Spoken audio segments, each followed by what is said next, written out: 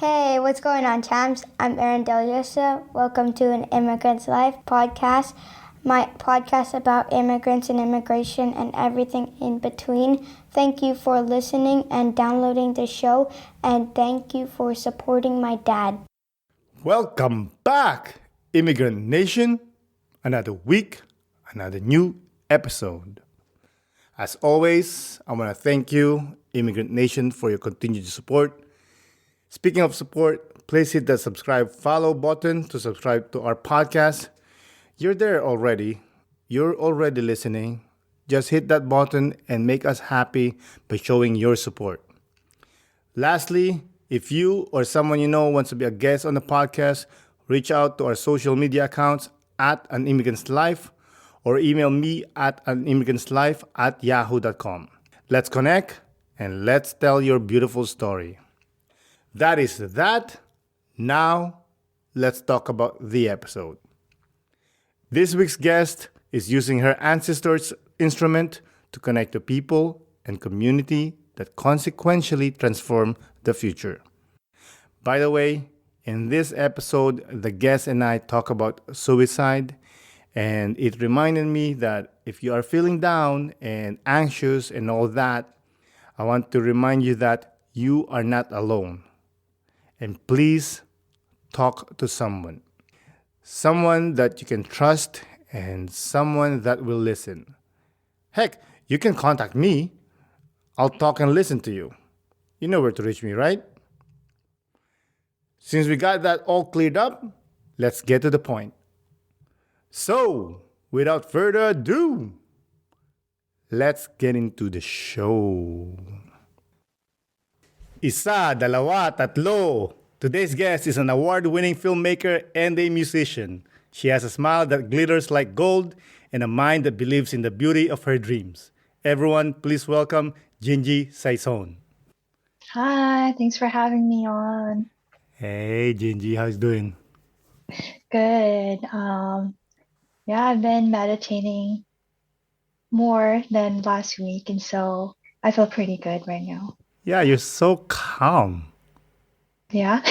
Yeah. Are you usually like this? Well, sometimes I get really hyper, and but then I know when I need to kind of turn it down a notch, because sometimes I understand that my energy overwhelms people a little bit. Really? Yeah, so I'm pretty hyper most of the time. I just haven't had my coffee yet today, but I will later. It's kind of late. It's never too late for coffee. Yeah. Not for me. Mm. Past 12 in the afternoon, I won't drink coffee. Or else I'm going to stay up late. Well, I have decaf usually because I'm actually sensitive to caffeine, but I do add lots of creamer, so that's my vice. Yeah. I get it. Yeah. And why have you been meditating a lot? Yeah, I mean, I feel like that's kind of the self-care practice that I've been connecting with the most recently, especially because I live in Silicon Valley, in California. So the culture here is very much go, go, go. And so taking that time to pause and reflect is very necessary for maintaining your spiritual health. And I was even talking to, I'm not Buddhist, but the temple I go to, they welcome anyone. So I go there to meditate. I was speaking to the head monk there, Master Chun Min. He was like, oh, it's good you come here. Americans, they're so lazy to work on their spiritual health, So, yeah. They're not lazy, they're scared. Ah, I agree with that. Yeah, I think sometimes people are afraid that if they stop and pause and reflect on what they're doing with their life, they're not gonna like what they find. But it's necessary to do that if you wanna live the life of your dreams, I call it the demon in the basement. Mm, You have to visit him once in a while right. and tell him yo, I'm the boss, all right? Yeah. You're not doing anything. Yeah. You gotta feed him once in a while, but Right. you have to make sure you tame it.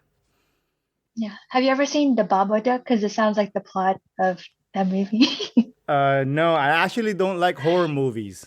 Oh, I love horror Yeah. movies. So yeah. Filipinos. You grew up in the Philippines. You believe in everything. Oh, So well, I didn't it's grow up in the Philippines, but my parents would tell me stories like, watch mumu. out for the moo. Yeah. I I hate the mumu. I hate the Mm, mumu.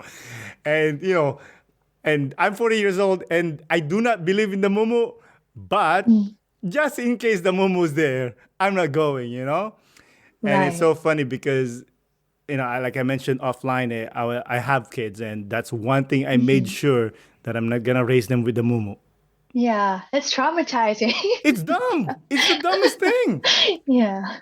You know, I don't know if Mm, it's based in being colonized or mm, something else, or maybe it's just really in the Philippines, in the Filipino mhm, culture, mhm. or as my friend Christian Kabuay says, pre-Philippines, Mm, that that maybe it is in our culture, like, hey, do not go wandering around because the mumu's there. Maybe the mumu is a representation of fear of the unknown. mm. Wow, that's a cool interpretation. Haven't heard that before. Yeah. Listen, I'm not the smart guy. Sometimes I come up things I. and like pretend I'm smart. By the way, Mhm. maayong adlaw, and thank you for coming on the Uh, podcast. yeah, thanks for having me. Um, yeah, I wanted to, come on because I just looked at all the things you were doing on your Instagram and I was like, wow, this is a really cool space you've created. And it's not just Filipino, although I do appreciate, the Filipino centric, Mm. podcast, but, it's really cool that you're creating a space for people of different cultures. Of course, but I am biased. Most of the time, it's Yeah, Filipinos. yeah, yeah. And that's what we need too. But Yeah. it's funny because when I was starting, I had so much Filipinos, like guests, right? Hmm. Let's say Uh-huh. I don't know, I'll probably like 70% of my guests was Filipino, Uh-huh. and then I realized, like, man, I need to give voice for the other ones too. And like I said, like I Hmm. want. It's not really a Filipino podcast. It's like it's for everyone Hmm. podcast, but Yeah. Filipinos, like Yeah. same blood. Yeah. As I always Right. say, like that's my people. I can smell them. Yeah. Oh, I smell them. What do Yeah, what that's do they what. smell like to you? I don't know. I just feel like, oh, I know them. They're Filipino. I can Yeah. smell them. Oh That's my yeah. thing. Yeah. Hmm. So sometimes my friends like, what do you mean you can smell them? I'm like, don't worry about it. I know. Hmm. Of course, sometimes I'm mistaken. Sometimes they're Uh-huh. Cambodians or Thai, but Right. most of the time they're Filipinos. And then it's embarrassing. You're like, oh, you're Chinese. I'm sorry. Am I embarrassed by that? No. You know what? No. No. I'm just No. like, I'm not offending you or anything. It's just like, hey, Right. you look like my people, all right? Yeah, it's a compliment. Yeah. I mean, we're all close related anyway, Hmm. right? By the Right. way, I forgot to ask you, Uh-huh. why don't you tell the Immigrant Nation where they can reach you or if you want to promote anything? Yeah, so I'm on Instagram as Jinji, Jinji dot season, Season. And I want to give a shout out, as we were talking about mental health earlier for the Hmm. reporting, Mhm. to FemHI SF. Their handle is FMHISF, the Philippine X Mental Health Initiative. I Hmm. actually got certified for free in adult mental health first aid through them. And so if you're in the Bay Area, would suggest checking them out. And also, I'm sure there are organizations that may be near you that also offer free adult mental health first aid training. Yeah. Congratulations on that, by the way. I saw that certificate that you got. What do you mean by first aid mental? It's not like they're going to pass out. Yeah, right. Well, I think we're kind of like a almost like a mediator, or Hmm. like we're really just there to hold space and have a non-judgmental conversation with someone, kind of assess like, in the most extreme case, we were trained to actually ask the question, are you thinking about killing yourself? It's Every day. very, No, I'm just well, joking. well, we'll have a conversation later. but, No, no, but no, I'm joking. yeah, like we're trained to ask that. So in that case, if we feel like someone's kind of on the edge, we would then, connect them to resources that can help them further. So we're not supposed to diagnose. That Mm, would be like a mental health like professional. We're mm, just there to kind of like be like a guide and like a resource in case people, don't have those available like therapists in their area. Yeah. that's awesome. So let's say me, I'm going through Hmm. whatever I'm going through. I'll just call you up and Hmm. like, yo, Ginge, you gotta hook me up here, man. There's something happening in my mind. And you're just gonna help Yeah. me with the steps in some way. Yeah.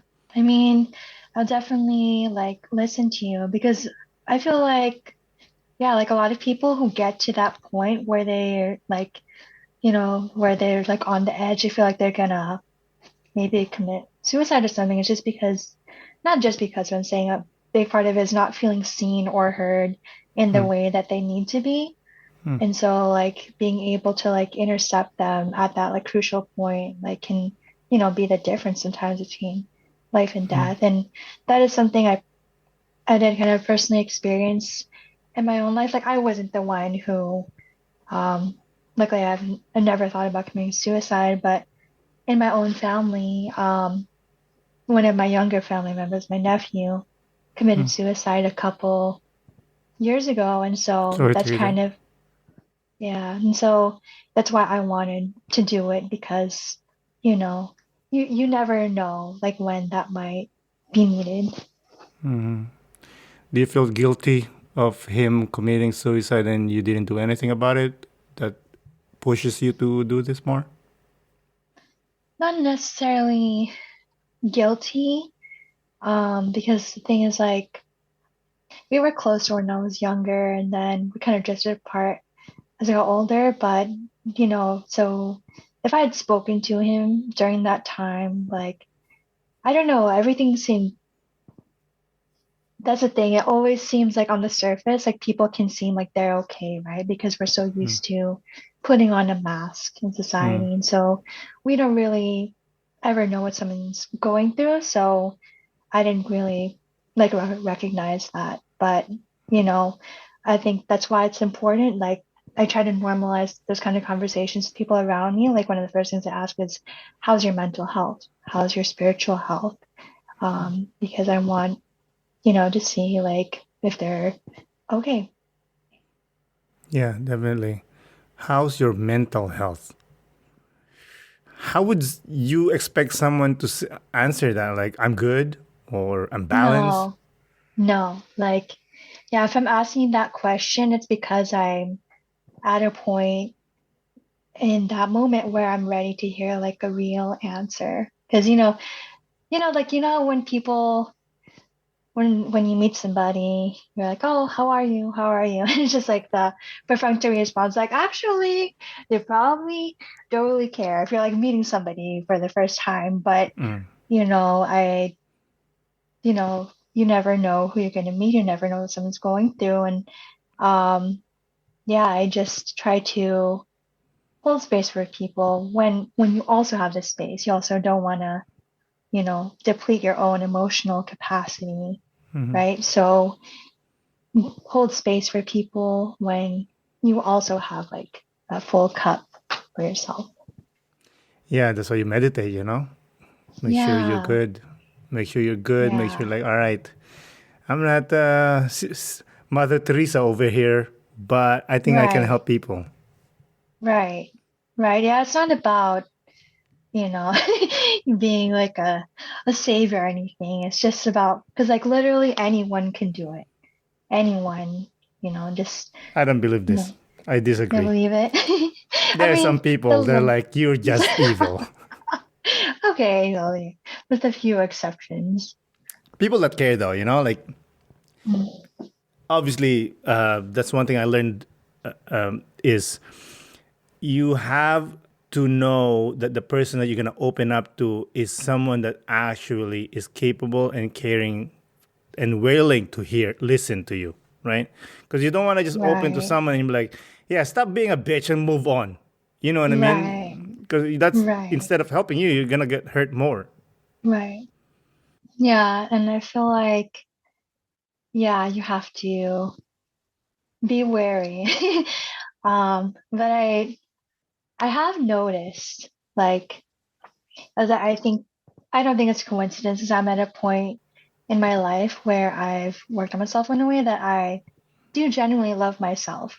Hmm. And because, I love myself, I want to help other people out understand themselves so they can also feel the way about themselves the way that I do myself. And so, like, I've kind of noticed, like, in the past couple years, even when I meet someone within the first like 5 minutes of me talking to them, Hmm. sometimes they'll reveal to me like their deepest, darkest secret, and like, about their trauma. Like, whoa, how did you get here? And like, why are you telling me this? And before I used to think that, you know, is there something wrong with me? But I think of it as a gift now.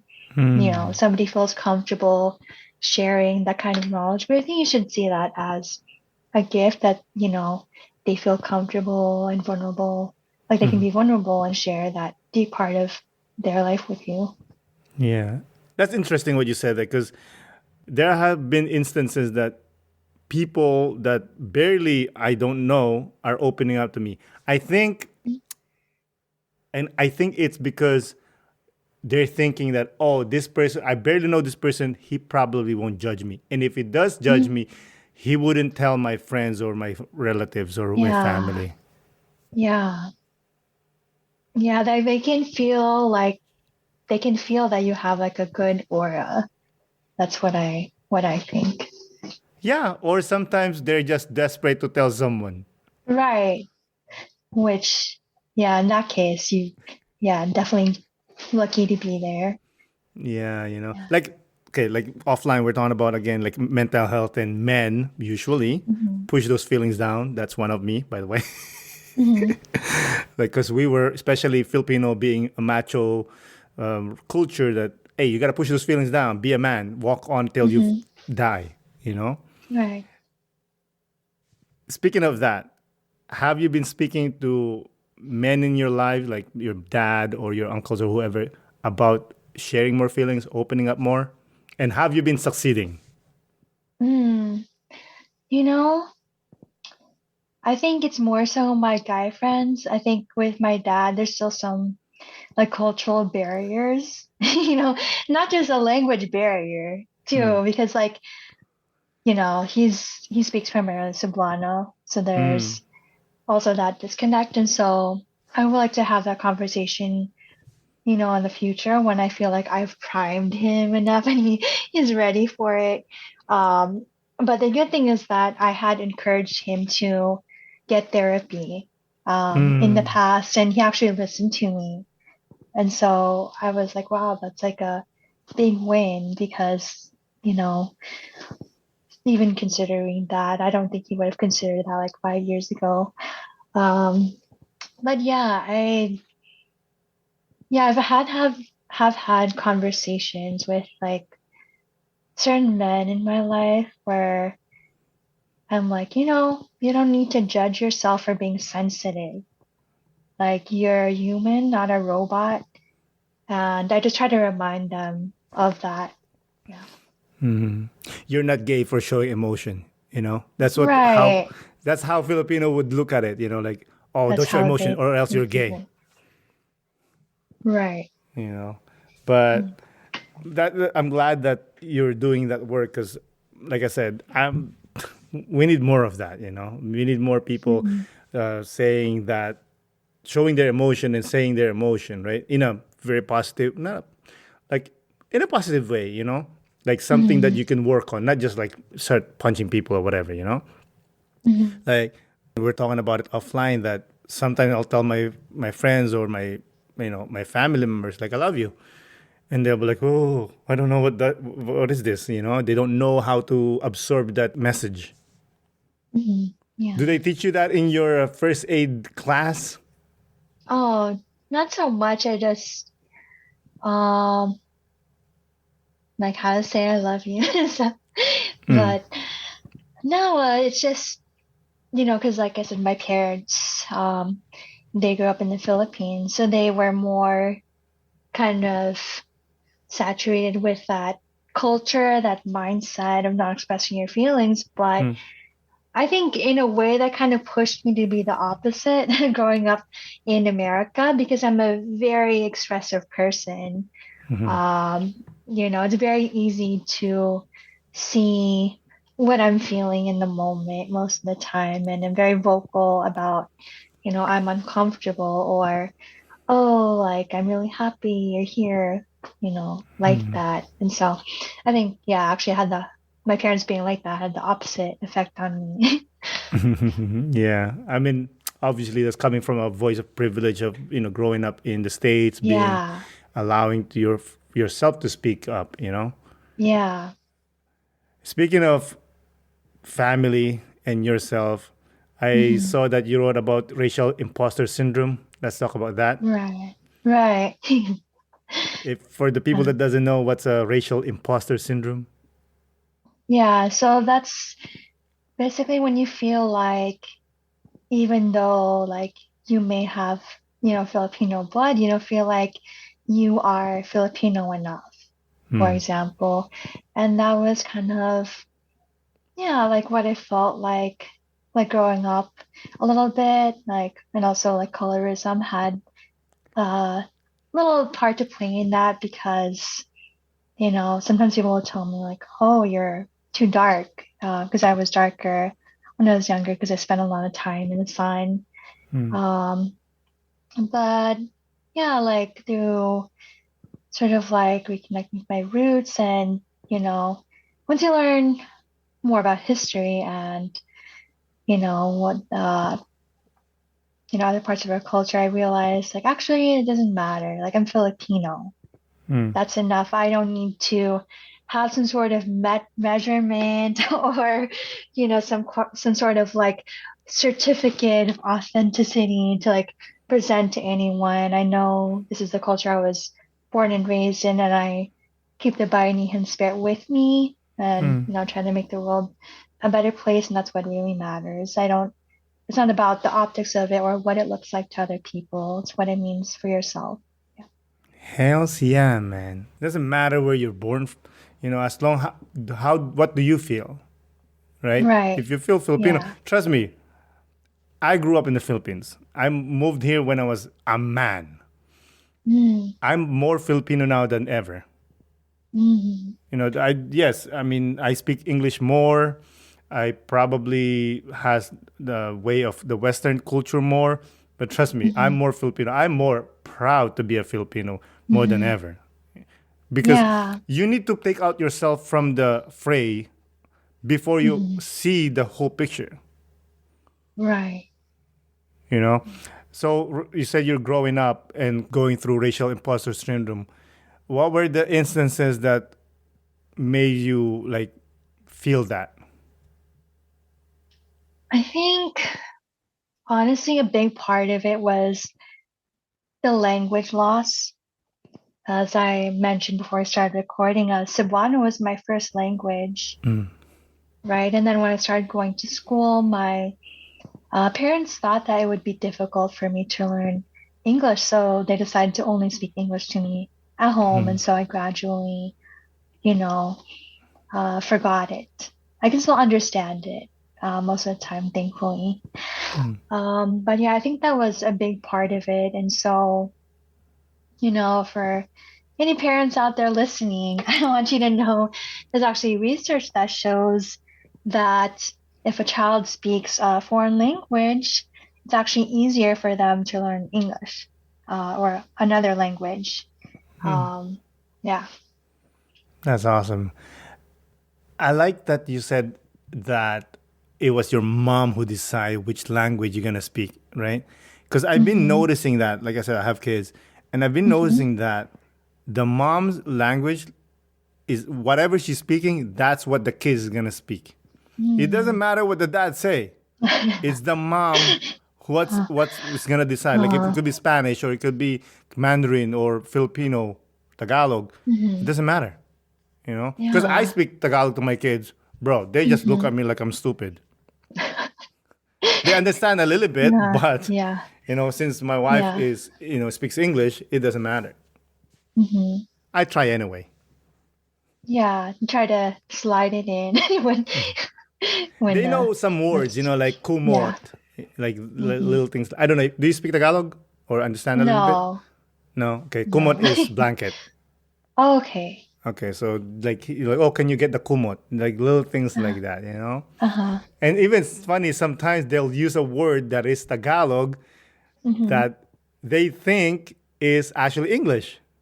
Interesting. And I'm like, no, no, no, that's not, you know. Yeah. Oh, you mentioned earlier about colorism. And you know how Mhm. Filipinos are, they're obsessed with Yeah. whitening. Yeah. Have you read anything about it and what's your opinion about it? Um, Not so much reading, just experiencing it Mm, firsthand growing up. I mean, it's not even just in the Filipino community.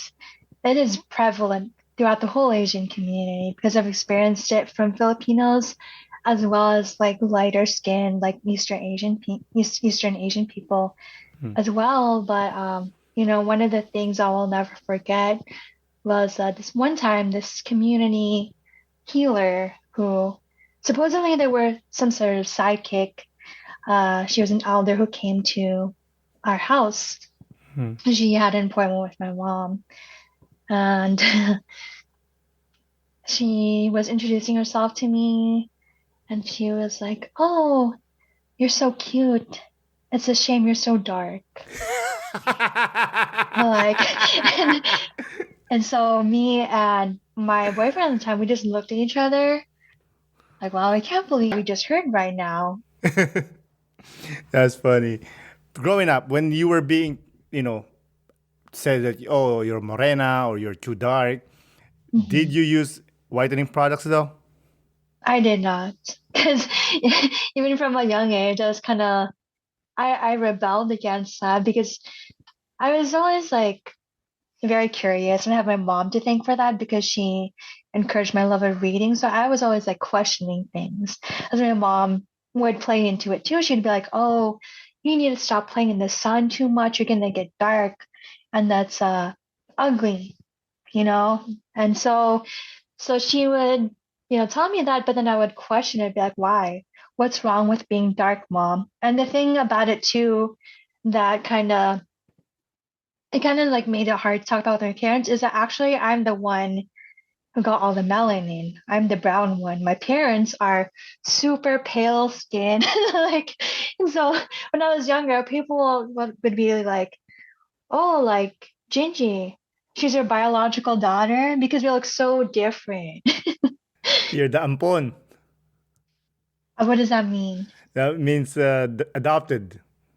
Oh, right, right. Like they would have to do a double take. Like, is she's really your daughter? Because like you guys are white and she's like brown. Like, How many siblings do you have? actually, I'm an only child. Solo Yeah, hija. yeah. That's so rare. Was that planned?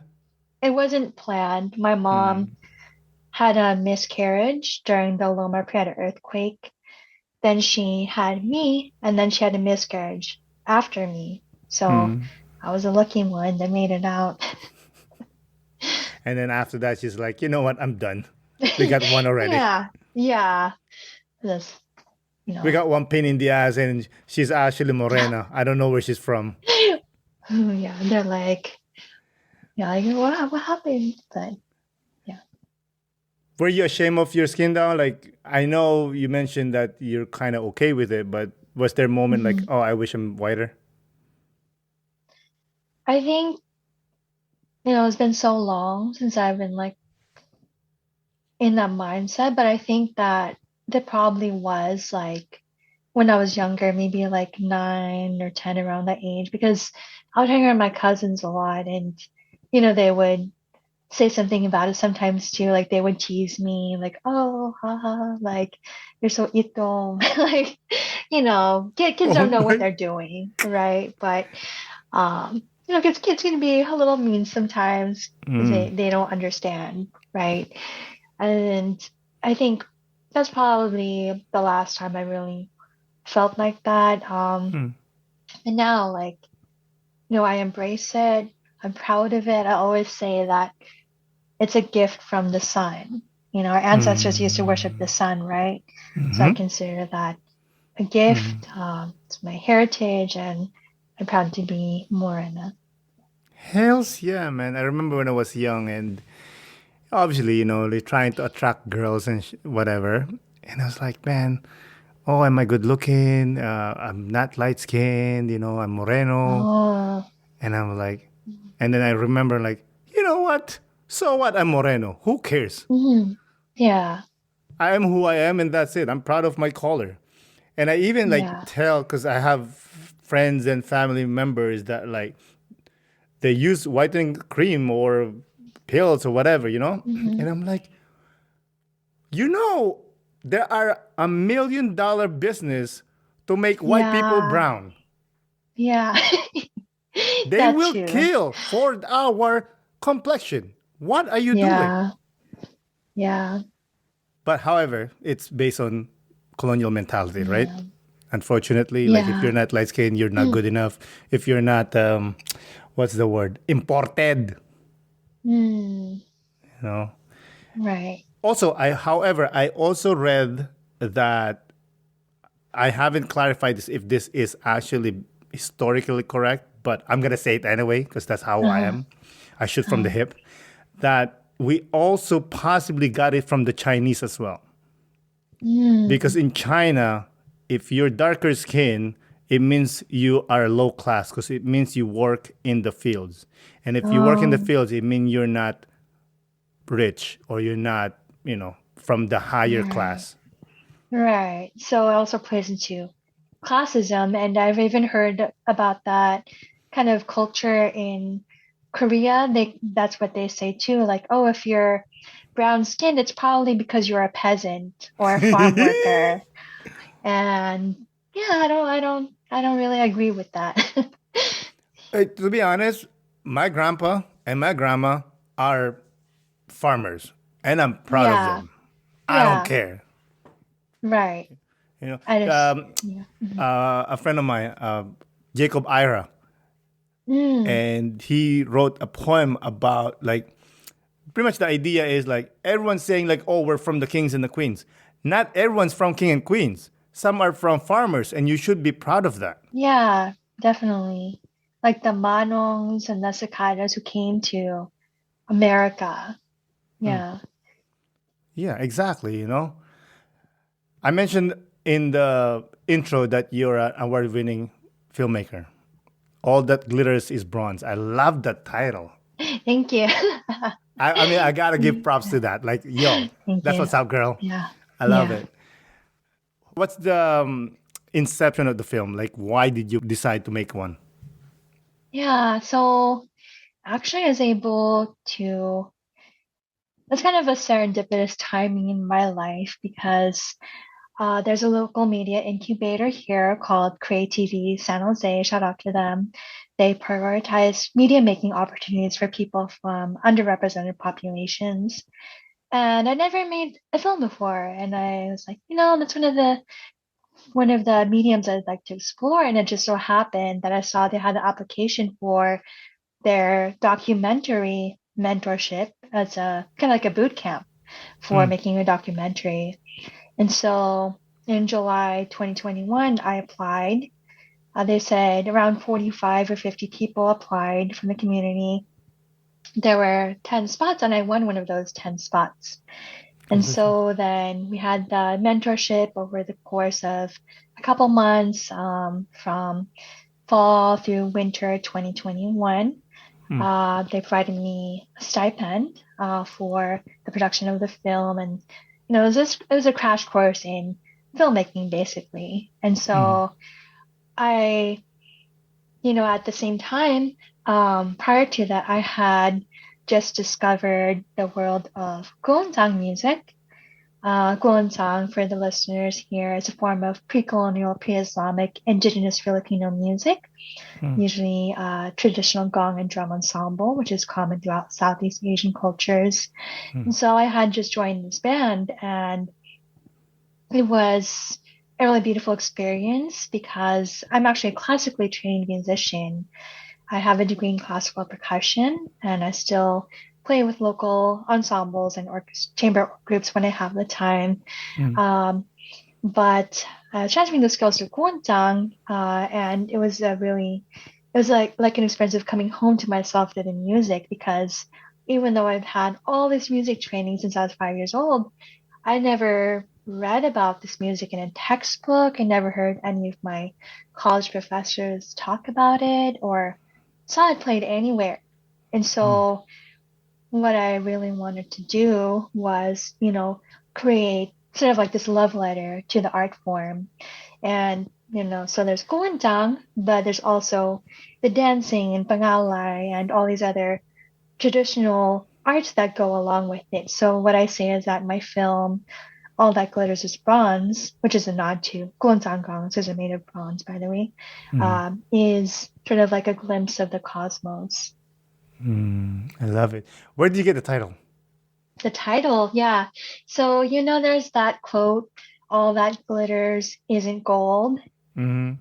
So it's kind Oh. of a play on that, because gongs are made of bronze, Mhm. but, you know, it does sparkle. It brings me joy, makes me happy, makes other people happy. So that's how I Yeah. came up with the title. Yeah. Yeah. I mean, I grew up with that sound. Like it's not in the Philippines as much, obviously, because of colonial mentality of like, oh, it's not cool. You're a weirdo Hmm. if you like one of those. But I always Hmm. love the sound. And I was watching one of your videos, your group. What's the name of your Hmm. group again? Kulintang dialect. We're on That's right. Instagram as KULINTDIALECT. That's spell it right. I was looking Yeah. at your eyes. I was like, Yeah. don't fail me Yeah. down, girl. Yeah. But yeah, and one of the guys, like I guess he's your main guy, he was Mm. crushing it. Yeah. I'm like, yo, what's up? Yeah. Because growing Yeah. up, I only Mm. hear it in a very classical way, like like the classical Mm. tune. But the way he was Yeah. doing, like, yo, there's a twist here. 'Cause Yeah. it's so amazing for me. Like once an expert takes care of something, like you think Hmm. like you think like all the noises has been created, and then a guy like Mm. him that will come in and like, what's Yeah. up, homie? I'm gonna show you something else. Yeah. Yeah. So that's actually he's the founder of the group Conrad. Conrad Benedicto. He also wrote, I want to promote his book. He just released a anti-colonial Filipino fantasy novel about Kuntang called Musalaya's Gift. And you can Mm. actually learn more about that at our band Instagram I just mentioned earlier. But yeah, so his project, Kuntang Dialect, is about exploring what the Kuntang tradition sounds like with an American or even Bay Area accent, because we live in the Bay Area in California. And Mm. so we have, of course, we play homage to our ancestors with the traditional songs, from Maranao, Maguindanao, but we also have original compositions that he wrote. And we also try to promote those as well. So we kind of keep it a balance between like the traditional forms and then the like fresh new works we have. Mhm. Is that the dude in the film? That's the guy. Yeah, he's the person I'm interviewing in the film. And yeah. Hmm. Did I send you the film? I'm sorry. I don't think I sent it to I think I saw you. it. It's 7 minute Okay. long, right? Yeah, like 7 or 8 minutes. Yeah, yeah, I Yeah. saw it. It's pretty well done, Okay. actually. I love it. Yeah, I thank love it. you. Like I said, Thank you so much. I love the part when the old lady was dancing. Yeah, a lot of people like that part too. And I think that the feedback I got from people was it was good to see the intergenerational connection, because I Mm. feel like a lot of times our elders, they kind of get left out a little bit. And so Mm. we really want to emphasize like this music is for the whole community. And that's what I love about it. Even if you don't know how to play music, you can get your chinelas or you can get like some bamboo sticks, like how people do in the Philippines. You can join in and make some noise with us. Mhm. Yeah, definitely. I love the history behind it too. Who's the guy that brought it to the States? Yeah, so that would be Master Dandongan Kalendoyan. We call him Danny for short. So he was the pioneer of Kuntang music in the United States. And so we are just so incredibly lucky that out of all the places in the United States that he could have settled down, he settled down in the Bay Area and he decided to plant roots there. And Well, it's so, pretty an easy choice. It's California. You know what I mean? yeah, It's yeah, beautiful there you and it's the go. closest one too. Yeah, yeah. And so pretty much, I also mentioned this in the film as well. Anyone who plays Kuntang here in the United States, they're probably playing a song that Danny taught someone else because the way that Kuntang, the tradition is passed down, it's an oral tradition. There's no Mm. sheet music. And so you teach people by rote, which is, watching someone play and then you copy them. And then you just practice a lot so you don't forget it. Okay, it's not written down, and obviously, like I hmm said, there's different ways. Let's say if I ever learn Kulintang, I'm hmm gonna hit it in a different way. You know what I Yeah, mean? So it means the yeah, original is really gone. yes. And so thank you for bringing that up because I think that's an important point. So Mary Talusan Lancale, I hope I'm saying her name correctly. She's a Filipino ethnomusicologist. Actually attended an online Zoom seminar she had where she was talking about traditional arts like kuntang. And one of the points she made in the seminar was that traditional arts have to be allowed to evolve and transform in order to continue. Hmm. And you know, if we're going to be really real about it, because, I have encountered a little bit of gatekeeping. I'm not going to name names, but, you know, um, I want to say that, like, if we're being really real about uh, Guangdang was actually traditionally played by women only. Hmm. Uh, so actually, if we're trying to go back to the roots, all men should stop playing Guangdang. But obviously, we don't want to do that. Why women only? Yeah, I don't wanna, I don't know enough about why the reason that is, but I just know that traditionally Kuntang started out as like being played by women. I'm not sure why Hmm. that was. I don't know if they mentioned in that seminar, but I would, if anyone has an answer, DM me, let me know, because Of I don't want to course. give out wrong information. Oh hell yeah! How many? Is there like 5 or 6 Kulintang? So, yeah, so the Kuantang gongs, it's a row of 8 bronze gongs pitched from lowest to highest. Yeah, so Hmm. usually 8. So if you're watching like some video on Facebook, because a lot of other Southeast Asian cultures also have like a gong tradition, it might be Hmm. confusing. You'll know it's Kuantang because it specifically has 8 gongs arranged in a horizontal row. Hmm.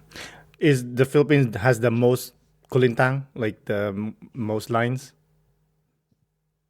The most the most like gongs? where the most gongs. I don't know. Like I don't know actually. I don't know enough about other Southeast Asian countries to, Hmm. make a conclusion about Hmm. that. But yeah, it's important to carry on the tradition because there's not even like a lot of I have been trying to research Hmm. a little bit, but this music wasn't even written about like until like 330 BC or something. Like it's very, very, it existed for a long time already, even before historians started writing about it. Where did it come from? Indonesia? Yeah, so yeah, it's also kind of controversial. It seems like the origins of it. So it definitely came from like the Southeast Asian, Pacific region, Hmm. where exactly it originated. Everyone has their own theories, but what's really cool I learned is that, well, one theory that I like is that it evolved from a signaling tradition. Hmm. So, for example, let's say like it's dinner time. This is when people, live in like villages and stuff, So you're over at your friend, your girlfriend's house, and it's dinner time and someone over there has their own set of gongs, so they would play a pattern, and Hmm. the person in the other village would hear that pattern, and they would know like, oh, that's a signal. That means it's time for dinner. Yeah, it's time to It's eat. like It's time to sending, come home, or else you're gonna yeah, get beat. yeah. Uh, You know how it is. So it's made of bronze. mhm. Can you buy kulintang anywhere? Yeah, you can buy guantang gongs. There are forges that will make them in the Philippines, but there are also heirloom gongs, Hmm. which are gongs that that have been passed down from generation to generation. Those ones, you have to be very lucky to find them, but I was very lucky because I actually went to Vancouver a couple months ago, back in August, Hmm. because I post about Kuntang all the time, right? And this is where the power of social media comes into play because I always, put hashtag Kuntang on different posts. And this antique dealer in Vancouver, shout out to Emma, she's great. She DM'd me and she was like, "Oh, I saw your post about owning an heirloom Kuntang set. You might be in luck." And I was like, "Oh, tell me more." So she sent me pictures and videos. We talked about the set over the course of like 3 months. She was traveling, but even with my music training, you just never know until you see an instrument in person. I Hmm. had to go there, and so I actually went to Vancouver, tested out the gongs. Everything was good. I brought it back home, and I actually didn't really know, what era or what period it came from. But what's cool is one of the culture bearers here, she said that she estimates it probably came from Zamboanga and was made in the 1920s. So that set I Hmm. have is, over 100 years old. I was like, wow, that's great. And I got it for a good deal. That's amazing. But how did she know that it's from Zamboanga and it's back in the 20s? Did she have a Um, book that says like, "Hey, what's up?" Oh, yeah. So she's been playing Guantang for over 25 years. And basically, when you look at the top of a Guantang gong from a bird's eye view, you'll notice they have different designs and Hmm. engravings on them. Hmm. And sometimes the kind of design that's on there can tell you where, what region it originated from. And so I haven't studied enough to, like to differentiate between the different styles, but she's been playing for a long time and Hmm. she actually studied with Master Danny Kalandoyan. So, Hmm. that's the conclusion she came to. Hmm. Does it ever get out of tune? Yeah. It's like any instrument. And so I that's one of the things I want to learn in the future, how to tune it because it's metal, right? Yeah. So I mean, like it's metal. Like it's not like a string or anything.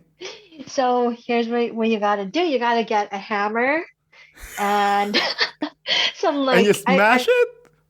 you get a hammer to tune it. And I don't trust myself enough to do it yet, even with my training. I that's a whole other thing I have to learn in the future.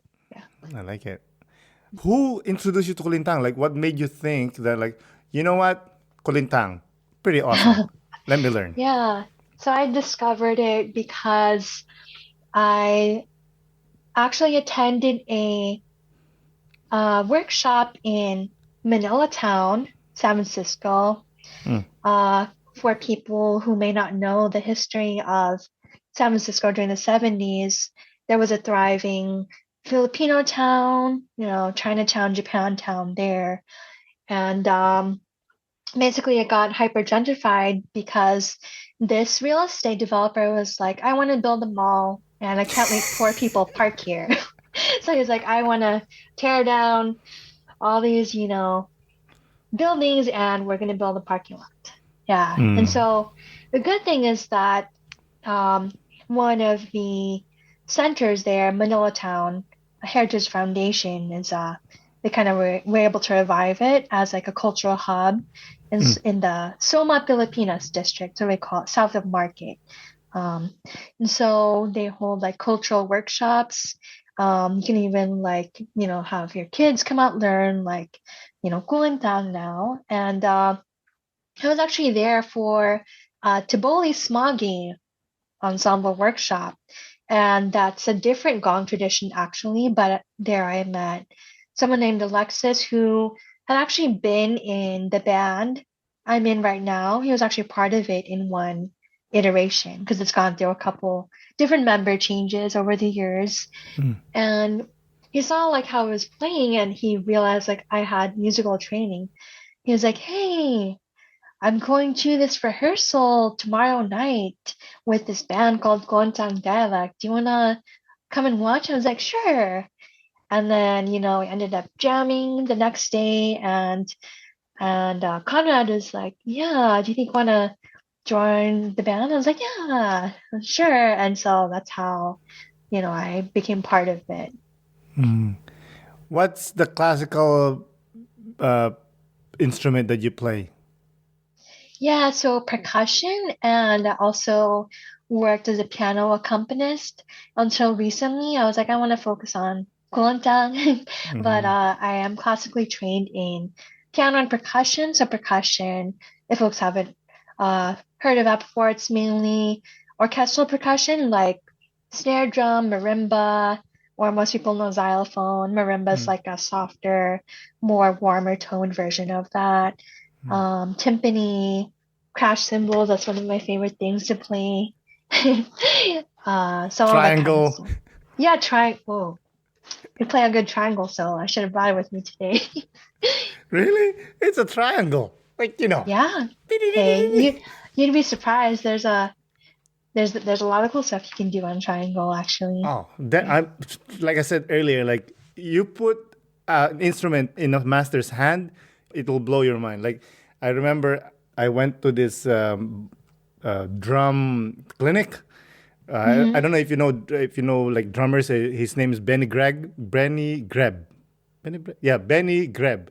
He's a German drummer. I mean, this guy is like top Mm, level. Like mm, this is like mm-hmm. NBA level kind of drummer. Ooh, And I was watching it because drums. You hit the snares, you hit mm. the bass Tom drum. toms. Yeah. You know it, right? Yeah. And this guy was hitting the sides.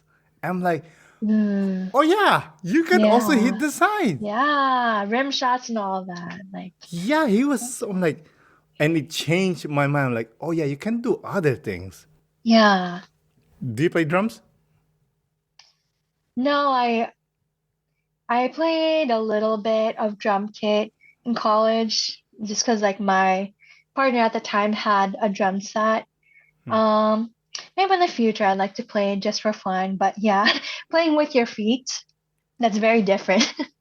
Why? Yeah. I mean, you're just stepping on it. You got the Yeah, rhythm. but yeah, I mean, it's one thing to know in your head, like, oh, this is what it's supposed to sound like, but you know, add the foot, that's like another limb you have to train, Because Hmm. like Oh, trust me, even I know. though, yeah, yeah, you Like, play drums. It sounds like, or you're no, no, no, no, no. experimenting. I Yeah. would like to learn how to play Uh-huh. drums.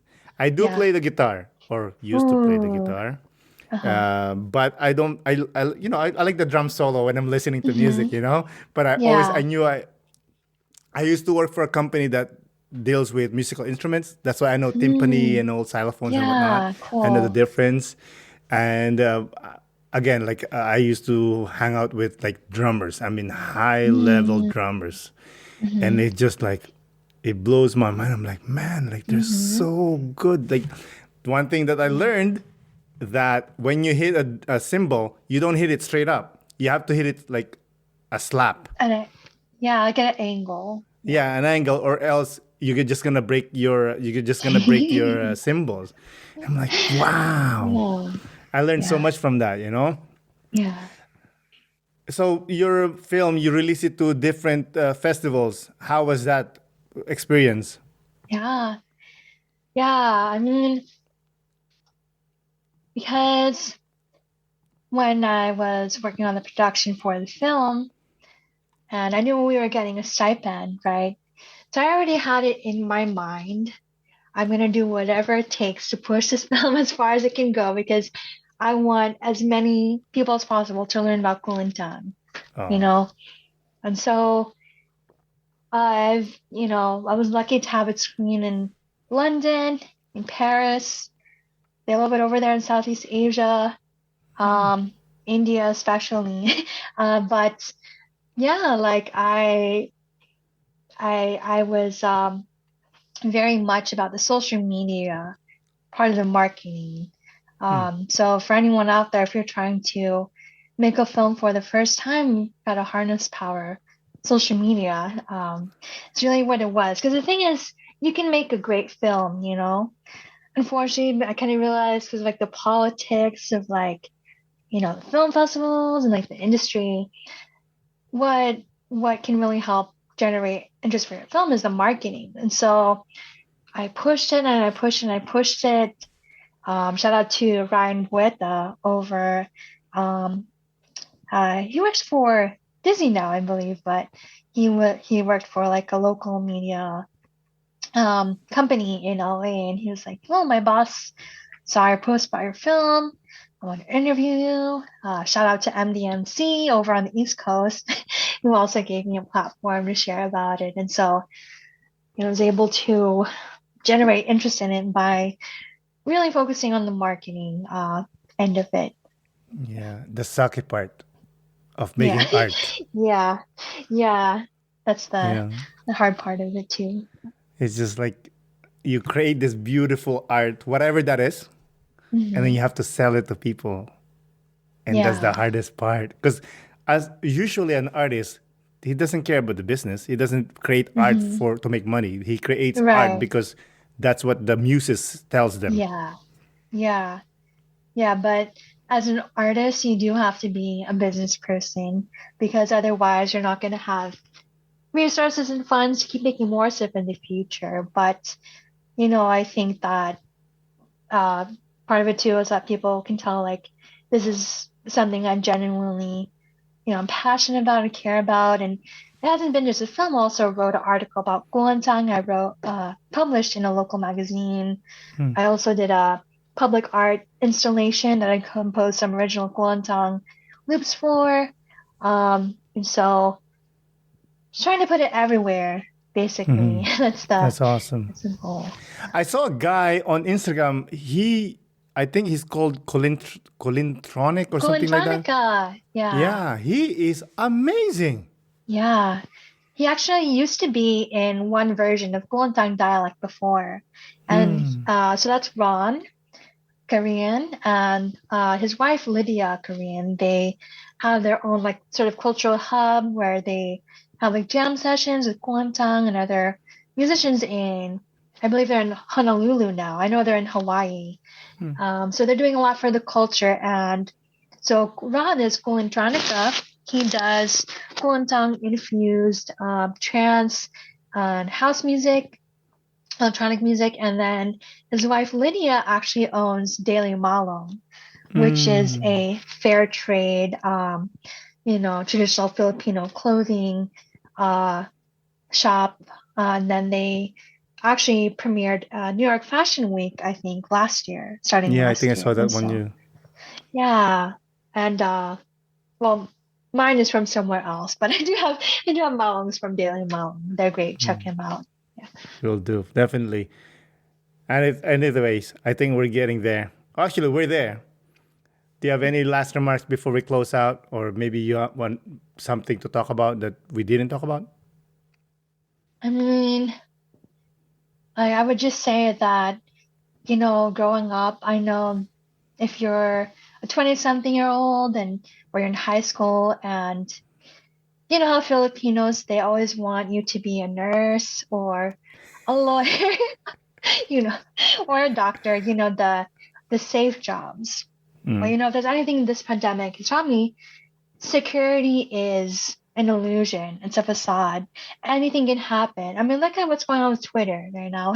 We're not going to get into all of that, but you know, you have to do what feels good to you, what makes you happy, and just follow your own path. No one can do it for you. And yeah, I wish I had something more eloquent to say, but yeah, just go after your dreams, basically.